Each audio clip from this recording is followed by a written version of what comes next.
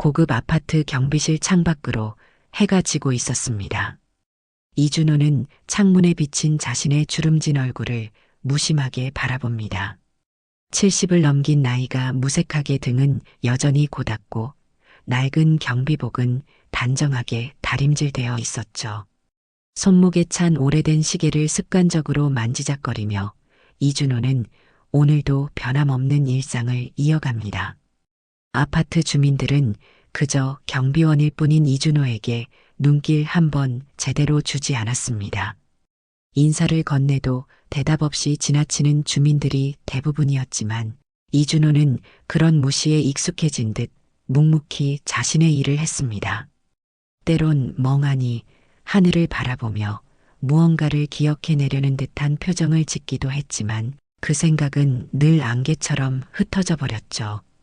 경비실 불이 왜 이렇게 어둡습니까? 관리비는 꼬박꼬박 내는데 이게 뭡니까? 날카로운 목소리에 이준호는 고개를 들었습니다. 한지훈 의사였습니다. 대형병원 내과 과장이라는 직함을 늘 자랑스럽게 내세우던 사람이었죠. 거만하고 예민한 성격으로 아파트에서도 악명이 높았습니다.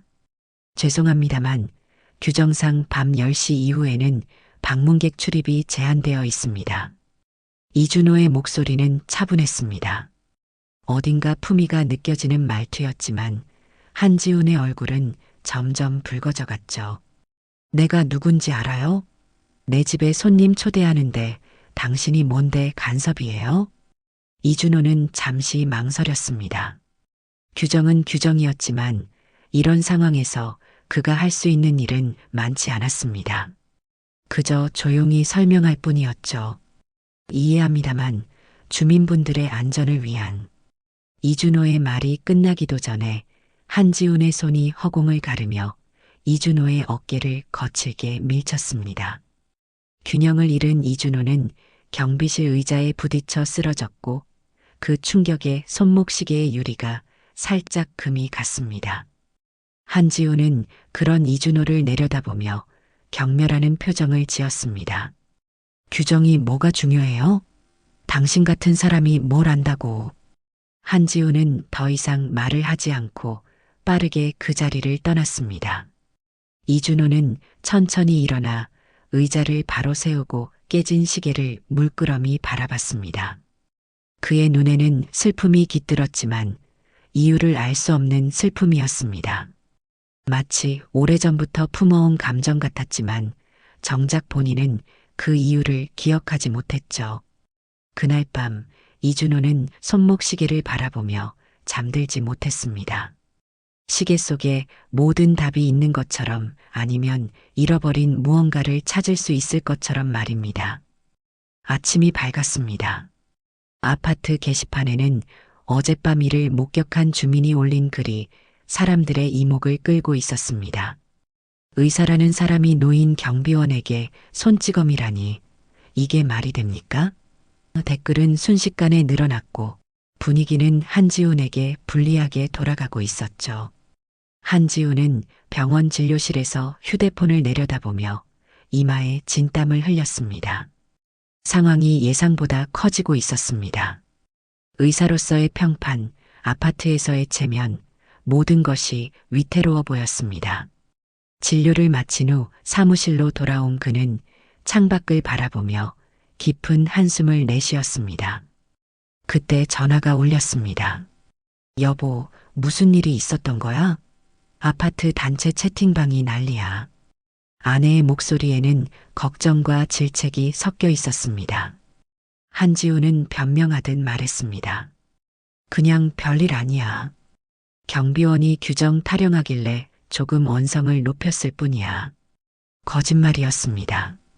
단순히 언성을 높인 게 아니라 폭력을 행사했다는 사실을 인정하기 싫었죠.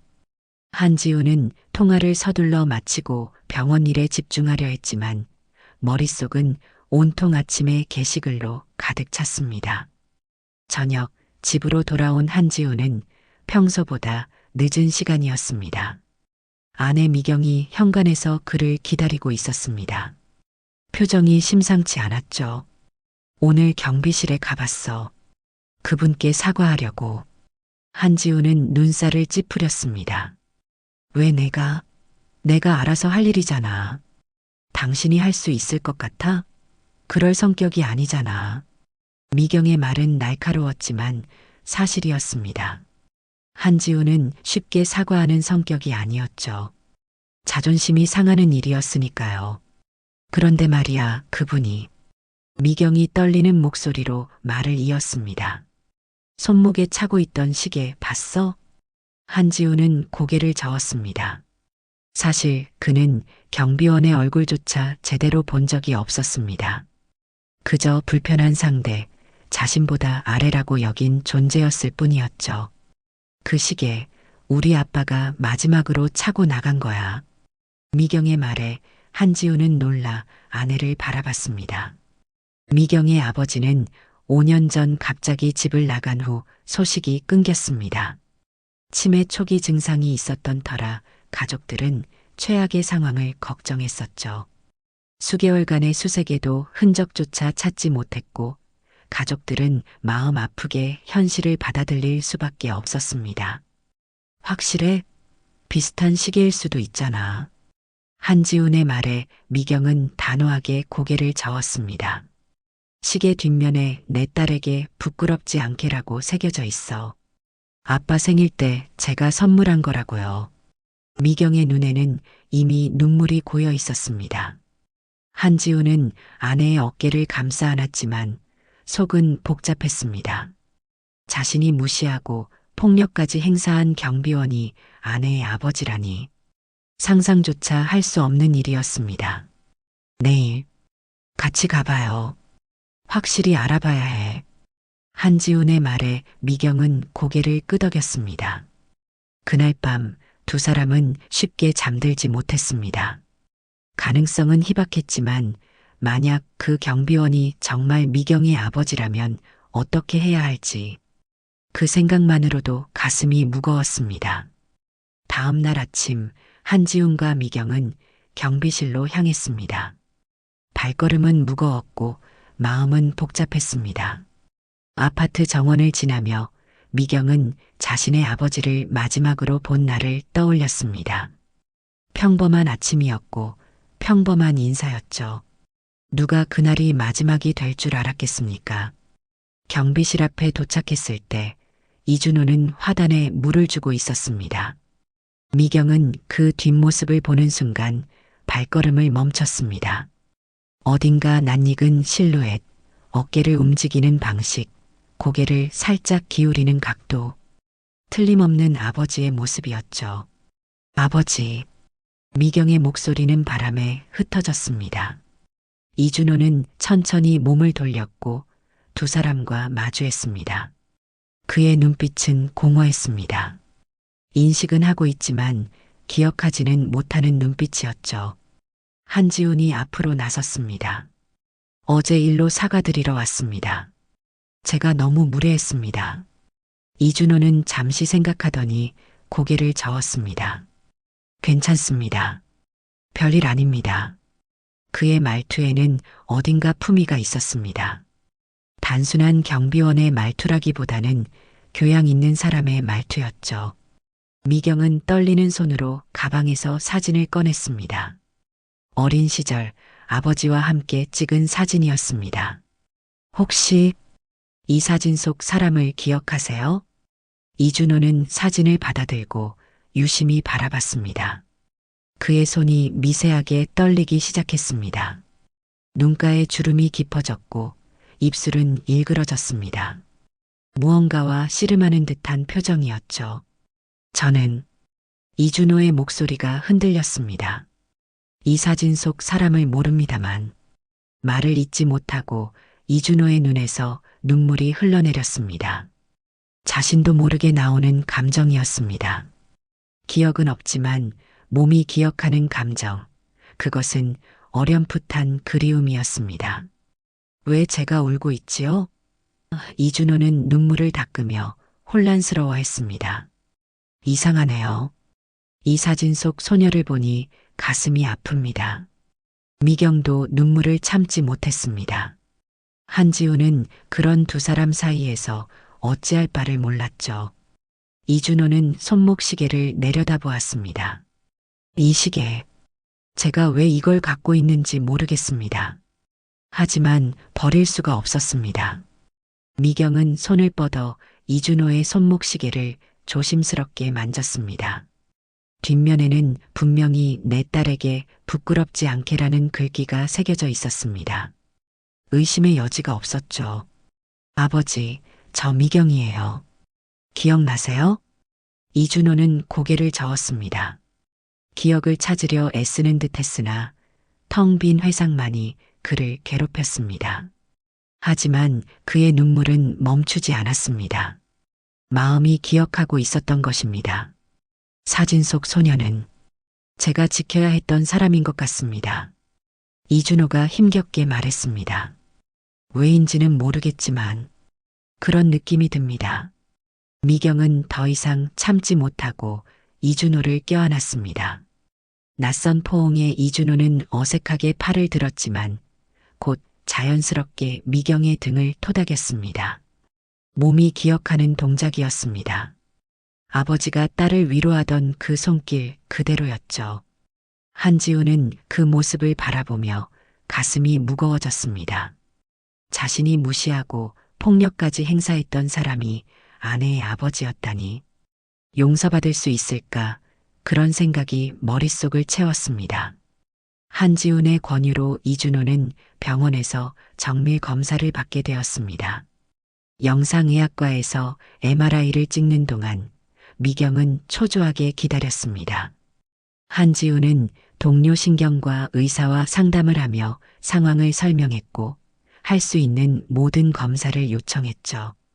검사 결과는 명확했습니다. 이준호의 뇌에는 과거 심각한 외상의 흔적이 있었습니다. 해마 부위의 손상으로 인한 기억 상실, 특히 자전적 기억에 심각한 손상이 있었죠. 자신이 누구인지, 어디서 왔는지, 가족은 누구인지에 대한 기억이 모두 사라진 상태였습니다.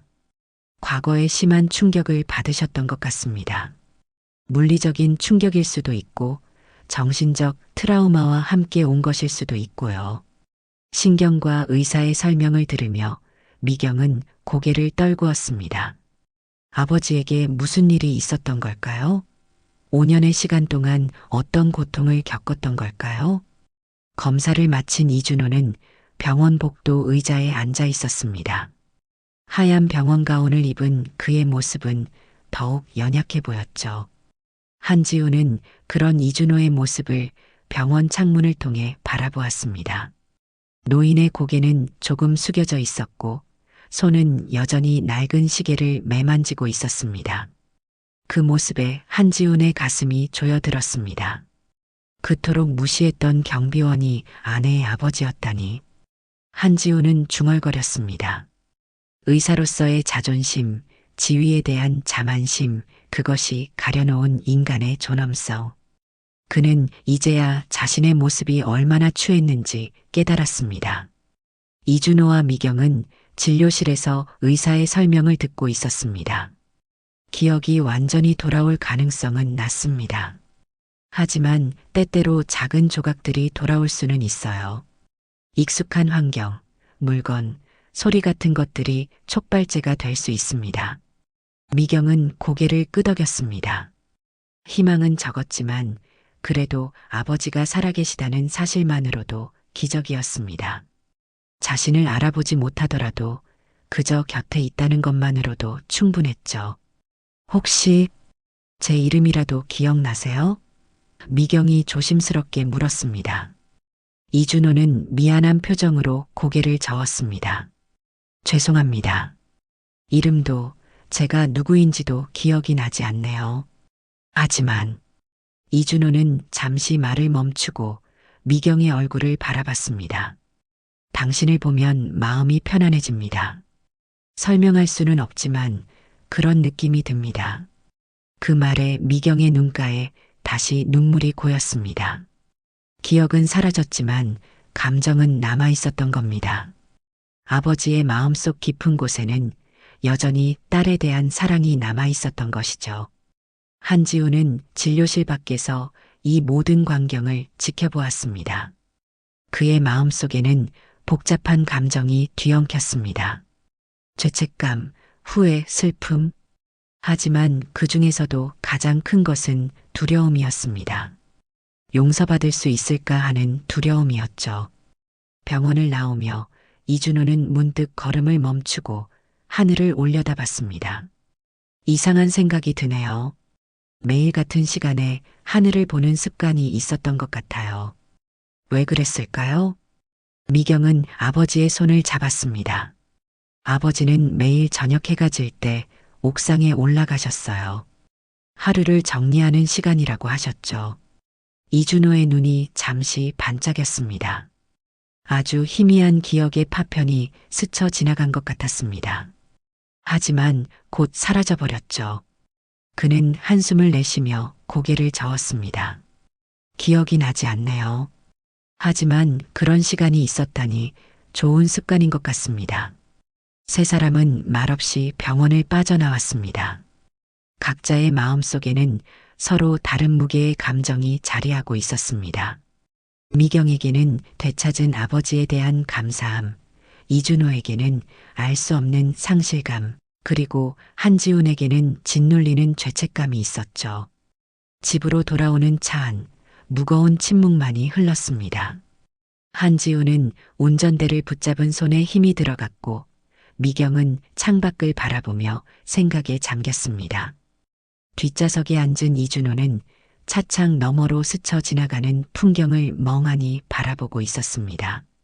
누구도 먼저 말을 꺼내지 않았죠. 아파트에 도착하자 한지훈은 이준호에게 물었습니다. 저희 집에서 지내시는 게 어떨까요? 경비실보다는 편할 겁니다. 이준호는 망설였습니다. 낯선 환경이 불편할 테지만 딸의 집이라는 사실이 그를 안심시켰죠. 괜찮을까요? 폐를 끼치는 것 같아 미안합니다. 미경은 아버지의 손을 잡았습니다. 무슨 말씀이세요? 아버지가 오히려 저희에게 돌아와 주셔서 감사해요. 세 사람은 엘리베이터를 타고 한지훈의 집으로 향했습니다. 현관문을 열고 들어서자 미경은 분주하게 움직였습니다. 손님방을 정리하고 아버지가 좋아하던 차를 준비했죠. 한지훈은 거실에 앉아 이 모든 상황을 바라보았습니다. 불과 이틀 전까지만 해도 무시하고 손찌검까지 했던 사람이 이제는 자신의 집에 앉아 있다는 사실이 믿기지 않았습니다. 이준호는 차를 마시며 집안을 둘러보았습니다.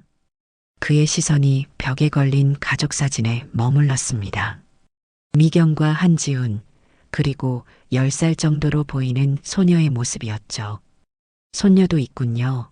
이준호가 사진을 가리키며 말했습니다. 미경은 미소를 지었습니다. 네, 수민이에요. 지금은 학교에 갔어요. 곧 돌아올 거예요. 그 말에 이준호의 얼굴에 잠시 불안감이 스쳐 지나갔습니다. 아이와 어떻게 상호작용해야 할지 걱정되는 듯 했습니다. 미경은 그런 아버지의 마음을 읽었는지 말을 이었습니다. 걱정 마세요. 수민이에게는 할아버지가 아프셔서 기억을 잃으셨다고 설명해 놨어요. 이해력이 좋은 아이니까 잘 해낼 거예요. 이준호는 고개를 끄덕였지만 여전히 불안해 보였습니다. 모두가 그를 아는데 그만 모두를 모른다는 사실이 괴로웠던 겁니다. 자신의 정체성, 과거, 가족과의 추억, 그 모든 것이 사라진 채 살아가는 일은 얼마나 고통스러울까요? 한지훈은 그런 이준호의 모습을 바라보다 갑자기 자리에서 일어났습니다. 그의 눈에는 눈물이 고여 있었습니다. 더 이상 참을 수 없었던 겁니다. 죄송합니다. 한지훈의 목소리가 떨렸습니다. 정말 죄송합니다. 미경과 이준호가 놀란 표정으로 한지훈을 바라봤습니다. 한지훈은 천천히 이준호 앞으로 다가와 무릎을 꿇었습니다. 그의 어깨가 흔들렸고 눈물이 뺨을 타고 흘러내렸습니다. 저는 그분을 2번 잃었어요. 한지훈이 미경을 바라보며 말했습니다. 한 번은 몰라봤고 한 번은 다그쳤어요. 한지훈의 목소리는 흐느낌에 섞여 끊어졌습니다. 의사로서의 체면도 남편으로서의 자존심도 모두 내려놓은 채 그는 그저 한 인간으로서 무릎을 꿇고 용서를 빌었습니다. 그저 경비원이라고 생각했습니다. 나보다 낮은 존재라고 여겼어요. 말 한마디 건넬 가치도 없다고 생각했죠. 자격지심과 교만함으로 가득 찬 저는 정작 진짜 가치 있는 것이 무엇인지 보지 못했습니다. 이준호는 당황한 표정으로 한지훈의 어깨에 손을 얹었습니다. 일어나세요. 제가 기억하지 못하니 괜찮습니다. 하지만 한지훈은 고개를 저었습니다. 아니에요. 기억하지 못하신다고 해서 제 잘못이 사라지는 건 아닙니다. 당신은 항상 제 아내의 아버지였어요. 제가 알아보지 못했을 뿐이죠. 미경도 눈물을 참지 못하고 두 사람 곁으로 다가왔습니다. 세 사람은 그렇게 경비실 앞에서 가족처럼 껴안고 함께 오랜 시간 머물렀습니다. 눈물로 씻어내는 상처, 용서로 치유되는 관계, 그리고 새롭게 시작되는 가족의 이야기가 그렇게 시작되었습니다. 이준호가 한지훈의 집에서 지내기 시작한 지 일주일이 지났습니다. 처음에는 어색했지만 점차 가족들과 편안한 시간을 보내게 되었습니다. 손녀 수미는 할아버지의 상태를 놀라울 정도로 잘 받아들였고 오히려 적극적으로 도움을 주려 했죠. 할아버지, 이건 엄마가 어릴 때 그림이에요. 기억나요? 하며 앨범을 보여주기도 하고 할아버지가 좋아하셨던 음식이래요. 하며 식사 시간을 즐겁게 만들었습니다. 한지훈은 병원에 이준호의 상황을 설명하고 휴가를 냈습니다. 그는 아내의 아버지를 위해 할 수 있는 모든 것을 하고 싶었습니다. 때로는 과한 보상 심리처럼 보일 때도 있었지만 미경은 그런 남편의 노력을 고마워했습니다. 어느 저녁 이준호는 아파트 옥상에 올라갔습니다. 미경의 말처럼 해가 질 무렵이었습니다. 서쪽 하늘은 붉게 물들어 있었고 도시의 실루엣이 점차 어둠에 잠기고 있었죠. 이준호는 난간에 기대어 서서 그 광경을 바라보았습니다. 익숙한 풍경이었습니다. 기억은 없지만 몸이 기억하는 시간이었습니다. 여기 계셨군요. 한지훈의 목소리에 이준호는 고개를 돌렸습니다. 미경이 걱정했어요. 갑자기 안 계시길래. 이준호는 미소를 지었습니다. 죄송합니다. 문득 하늘이 보고 싶어서요. 한지훈은 이준호 옆에 서서 함께 석양을 바라보았습니다. 둘 사이에는 더 이상 어색함이 없었습니다. 과거의 잘못은 용서를 통해 치유되고 있었고 미래를 향한 새로운 관계가 형성되고 있었죠. 처음부터 다시 시작하는 것도 나쁘지 않을지도 모르겠네요. 이준호가 문득 말했습니다. 모든 기억을 잃었지만 새로운 추억을 만들 수 있으니까요. 그 말에 한지훈은 깊은 생각에 잠겼습니다. 이준호의 말은 단순한 위로가 아니라 삶의 철학처럼 들렸습니다. 과거에 집착하지 않고 현재를 살아가는 지혜였죠. 그때였습니다. 이준호가 갑자기 손을 들어 관자놀이를 눌렀습니다. 그의 얼굴에 고통스러운 표정이 스쳐 지나갔고 한지훈은 재빨리 그를 부축했습니다. 괜찮으세요? 어디 아프신가요? 이준호는 천천히 고개를 들었습니다. 그의 눈에는 혼란스러운 빛이 어렸습니다. 방금 무언가가 스쳐 지나갔어요. 어린 소녀의 머리카락 냄새, 작은 손이 제 손을 잡는 느낌. 한지훈은 놀라서 이준호를 바라보았습니다. 기억의 조각이 돌아오기 시작한 겁니다. 비록 단편적이고 모호한 느낌이지만 분명히 과거의 기억이었습니다. 미경이 어릴 때 기억일지도 모릅니다. 한지훈이 조심스럽게 말했습니다. 이준호는 고개를 끄덕였습니다. 그런 것 같아요. 그리고 이준호는 잠시 말을 멈추고 깊은 숨을 내쉬었습니다. 내 딸에게 부끄럽지 않게 살아야지라는 문장이 계속 머릿속에 맴돕니다. 손목시계 뒷면에 새겨진 문구였습니다. 한지우는 가슴이 뭉클해졌습니다. 기억은 사라졌지만 그 마음만은 변함없이 남아 있었던 겁니다. 자신의 딸에게 부끄럽지 않은 아버지가 되고자 했던 그 마음이 말입니다. 우리 내려가요. 미경이에게 말해야 해요. 한지훈이 말했습니다. 이준호는 한 번 더 하늘을 바라본 후 고개를 끄덕였습니다. 집으로 돌아오는 길, 이준호는 문득 물었습니다. 제가 경비원 일을 어떻게 시작하게 된 걸까요?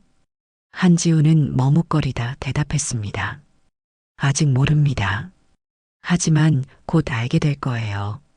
중요한 건 이제 혼자가 아니라는 거죠.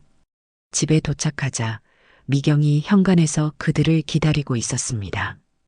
이준호의 표정을 보고 미경은 직감적으로 무언가 변화가 있었음을 알아차렸습니다. 한지훈이 상황을 설명하자 미경의 눈에 눈물이 고였습니다. 희망의 눈물이었습니다. 아버지의 기억이 완전히 돌아오지 않더라도 이렇게 조금씩 회복되는 것만으로도 기적이었기 때문입니다. 이준호의 기억 조각이 돌아오기 시작했다는 소식은 병원에도 전해졌습니다. 신경과 의사는 놀라움을 감추지 못했고 추가 검사를 통해 상태를 모니터링하기로 했습니다.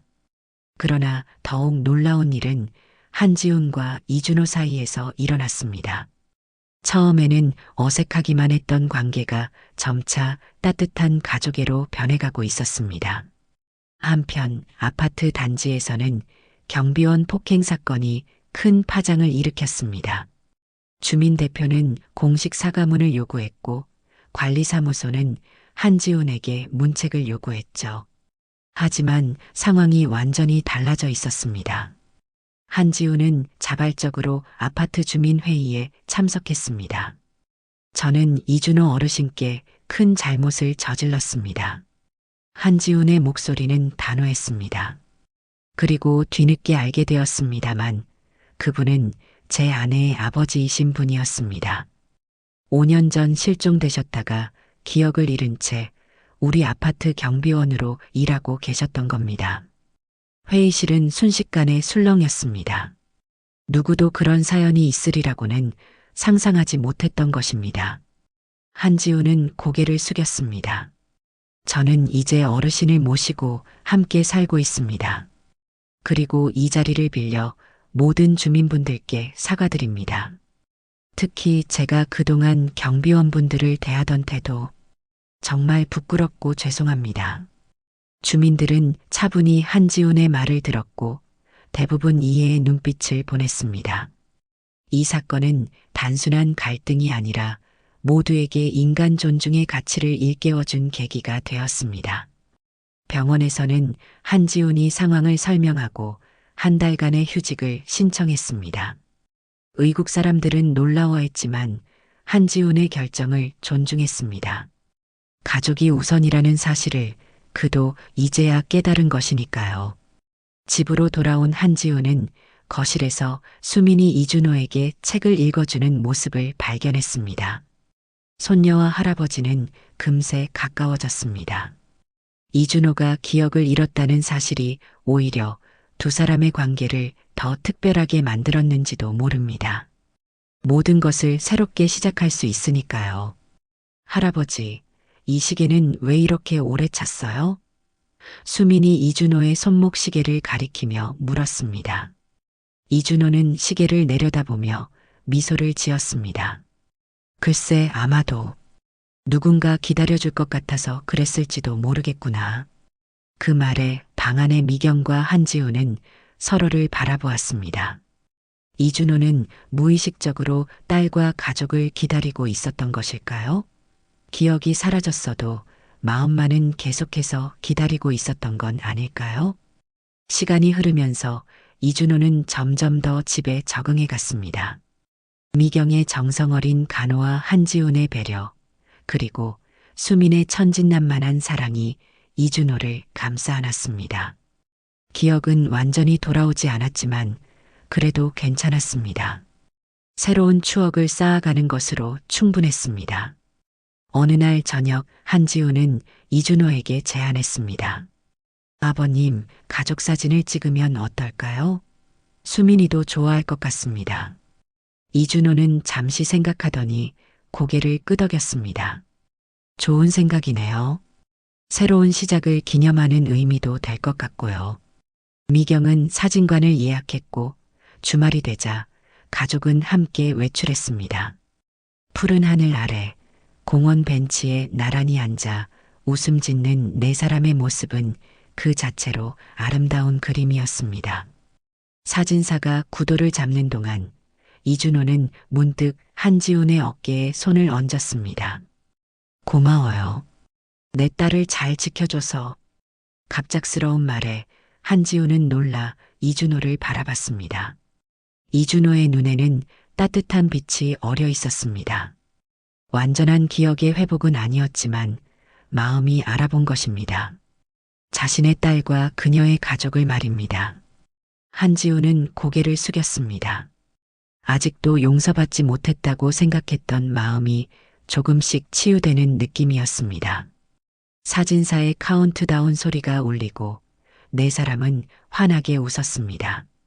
그 순간 잃어버렸던 시간이 다시 흐르기 시작했습니다. 사진관에서의 일은 가족 모두에게 특별한 순간으로 남았습니다.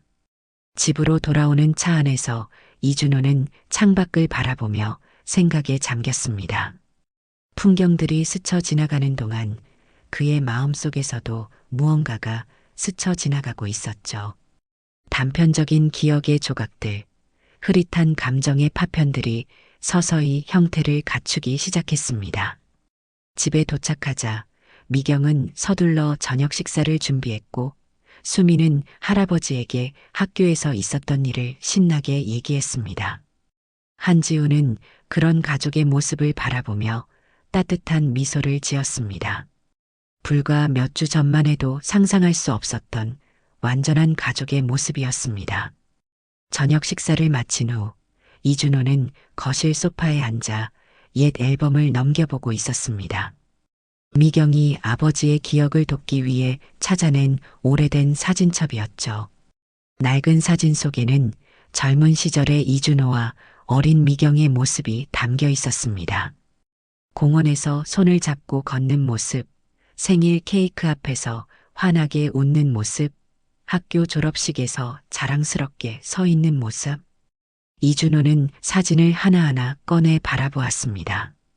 눈앞에 펼쳐진 과거의 조각들이 그에게 말을 걸어오는 듯했지만 여전히 온전한 기억으로 이어지지는 않았습니다. 그저 희미한 감정만이 그의 가슴을 채웠죠. 한지훈이 다가와 이준호 옆에 앉았습니다. 괜찮으세요, 아버님? 이준호는 고개를 끄덕였습니다. 네, 그저. 이 사진들이 저에게 말하려는 게 무엇인지 듣고 싶은 마음이 들어서요. 한지우는 사진첩을 바라보며 말했습니다. 미경이 항상 말했어요. 아버님께서 얼마나 자상하셨는지, 딸을 위해 얼마나 헌신적이셨는지를요. 이준호의 눈가에 미소가 어렸습니다. 그랬군요. 기억나지 않지만 제 마음이 그렇다고 말해주네요. 밤이 깊어갔고 가족들은 하나둘 잠자리에 들었습니다. 이준호는 창가에 서서 밤하늘을 바라봤습니다. 어둠 속에서 빛나는 별들처럼 그의 기억도 언젠가는 모두 돌아올까요? 아니, 어쩌면 중요한 것은 기억 자체가 아닐 수도 있습니다. 지금 이 순간 가족과 함께하는 따뜻한 시간이 더 소중할지도 모릅니다. 몇 달이 흘렀습니다. 이준호의 상태는 크게 변하지 않았지만 가끔씩 과거의 기억이 섬광처럼 스쳐 지나가는 순간들이 있었습니다. 의사들은 이런 상태가 계속될 가능성이 높다고 했지만 가족들에게는 그것만으로도 충분했습니다. 중요한 것은 이준호가 그들 곁에 있다는 사실이었으니까요. 한지우는 병원에 복귀했지만 이전과는 완전히 다른 사람이 되었습니다. 더 이상 거만하거나 예민한 성격이 아니었고 환자들을 대하는 태도도 한결 부드러워졌습니다. 특히 노인 환자들에게는 더욱 공손하고 친절했습니다. 이준호를 통해 배운 소중한 교훈이었습니다. 사진관에서 찍은 가족 사진이 배달된 날 모두가 거실에 모였습니다. 사진 속에는 환하게 웃고 있는 네 사람의 모습이 담겨 있었습니다. 완벽한 순간을 포착한 완벽한 사진이었죠. 정말 좋은 사진이네요. 이준호가 말했습니다. 그의 손가락이 사진 속 한지훈의 모습을 가리켰습니다. 그리고 잠시 후 놀라운 일이 일어났습니다. 지훈아. 단 두 글자, 그러나 방 안의 모든 사람들이 숨을 멈췄습니다. 이준호가 처음으로 한지훈의 이름을 불렀던 것입니다. 그것도 아주 자연스럽게, 마치 오랫동안 그렇게 불러온 것처럼 말입니다. 아버님. 한지훈의 목소리가 떨렸습니다. 이준호는 고개를 들었고 그의 눈에는 혼란스러운 빛이 어려 있었습니다. 왜 그러지? 내가 무슨 말을 했나요? 그는 자신이 방금 한 말을 기억하지 못했습니다. 순간적으로 돌아온 기억이 다시 사라진 것처럼 보였습니다. 하지만 그것만으로도 충분했습니다. 어딘가에, 이준호의 마음 깊은 곳에 가족에 대한 기억이 여전히 살아있다는 증거였으니까요. 미경의 눈에서 눈물이 흘러내렸고 한지훈은 그런 아내의 어깨를 감싸 안았습니다. 수미는 할아버지에게 달려가 안겼습니다. 이준호는 의아한 표정으로 가족들을 바라보았지만 곧 따뜻한 미소를 지었습니다. 비록 상황을 완전히 이해하지는 못했지만 이 순간이 특별하다는 것을 그도 느꼈습니다. 창밖으로 석양이 물들고 있었습니다. 이준호는 습관처럼 손목 시계를 바라봤습니다. 시계는 여전히 작동하고 있었고 시간은 계속해서 흘러가고 있었습니다. 그날 밤 한지훈은 일기장에 이런 글을 남겼습니다. 그날 잊었던 시간이 돌아왔고 우리가 잃은 건 기억이 아니라 기다림이었다. 어떤 기억은 사라지지 않습니다. 다만 다시 돌아오기까지 시간이 걸릴 뿐입니다. 사람은 잊혀도 사랑은 기억 속에 남는 법입니다.